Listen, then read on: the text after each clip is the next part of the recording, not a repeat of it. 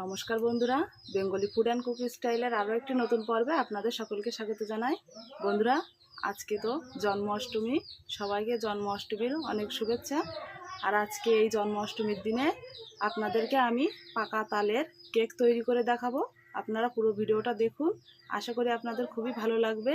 চলুন এখন কেকটা তৈরি করি।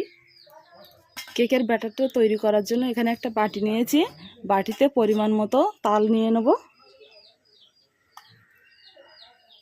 এতটা তাল হলেই কিন্তু হয়ে যাবে। এই তালের মধ্যে এখন আমি কিছুটা পরিমাণে সুজি দিয়ে দেবো।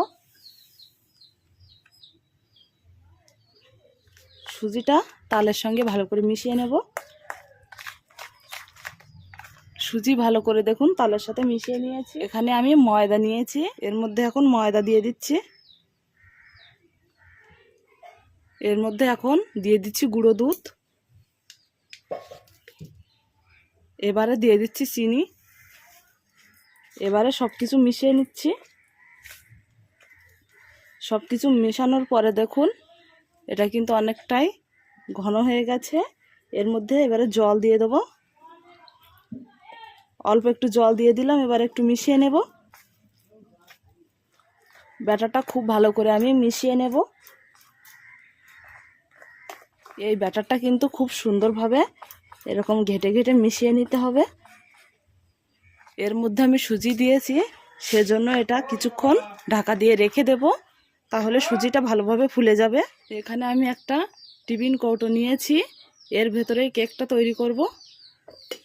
এতেই প্রথমে একটু সাদা তেল দিয়ে দিচ্ছি। তেলটা বাটির গায়ে একটু মাখিয়ে নেব। আর এই বাটির সাইজে একটা সাদা কাগজ কেটে নিয়েছি, এর মধ্যে দিয়ে দেব। কাগজের উপরে দেখুন তেল দিয়ে দিয়েছি, কাগজেও ভালো করে মাখিয়ে নেব। ব্যাটারটা দেখুন কিছুক্ষণ রেখে দিয়েছিলাম, এটা কতটা ঘন হয়ে গেছে। এতে আমি আরেকটু জল দেব।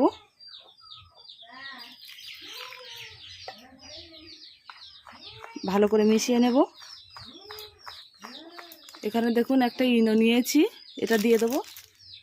ইনো দিয়ে দিচ্ছি। ভালো করে মিশিয়ে নেব। ইনোটা দেওয়ার পরেই দেখুন ব্যাটারটা কতটা ফুলে উঠেছে। ভালো করে মিশিয়ে নিয়েছি।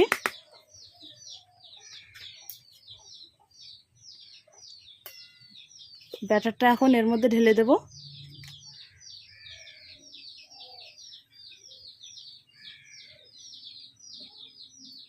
এইভাবে ধরে একটু ঝাঁকিয়ে দেব। উনুনে কড়াই বসিয়ে দিয়েছি, এখন জল দিয়ে দিচ্ছি। জলের উপরে একটা থালা বসিয়ে দিচ্ছি। থালার উপরে এখন কেকের বাটিটা বসিয়ে দিচ্ছি, দিয়ে ওপর দিয়ে ঢাকা দিয়ে দেবো। এটা ঢাকা দিয়ে প্রথমে 15 মিনিট জাল করে নেব। কেক 2-3 মিনিট মতন ফুটিয়ে নিয়েছি। এখন একটু ঢাকনাটা খুলে দেখে নিচ্ছি কীরকম হয়েছে। দেখুন কেক কিন্তু অনেকটাই ফুলে উঠেছে।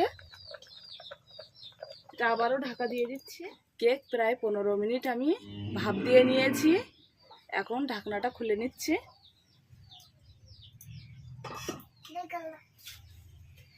এখানে একটা কাঠি নিয়েছি, কাঠিটা ফুটিয়ে দেখবো এটা হয়েছে কিনা।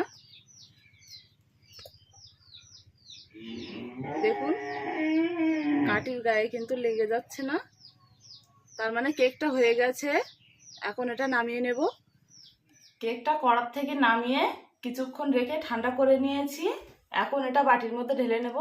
কেকের বাটিটা ঠান্ডা হয়ে গেছে, একটা প্লেটের মধ্যে আমি ঢেলে নিচ্ছি।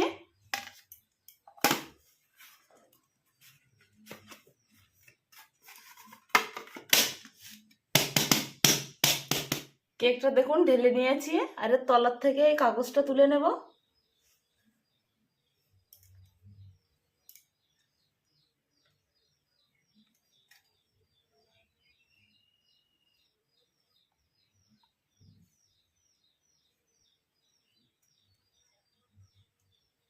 কেকের তলাটা দেখুন কতটা সুন্দর হয়েছে, একটু পোড়া পোড়াও কিন্তু হয়েছে। এরকম কেক খেতে কিন্তু খুবই ভালো লাগে। বন্ধুরা দেখুন কাগজটা আমি তলার থেকে তুলে নিয়েছি। আর তলার দিকটা দেখুন কত সুন্দর পড়া পড়া হয়েছে, আর এটা দেখতে কিন্তু খুবই সুন্দর হয়েছে। যে দেখুন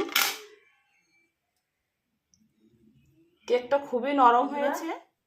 দেখলেন তো কত সহজে আমি জন্মাষ্টমীর দিনে এরকম সুন্দর কেক তৈরি করে নিলাম। বন্ধুরা, আজকে এই তালের কেকের রেসিপিটি আপনাদের কেমন লাগলো অবশ্যই কমেন্ট করে জানাবেন। আর যদি ভালো লাগে চ্যানেলটি অবশ্যই সাবস্ক্রাইব করবেন। সকলে পাশে থাকবেন। নমস্কার।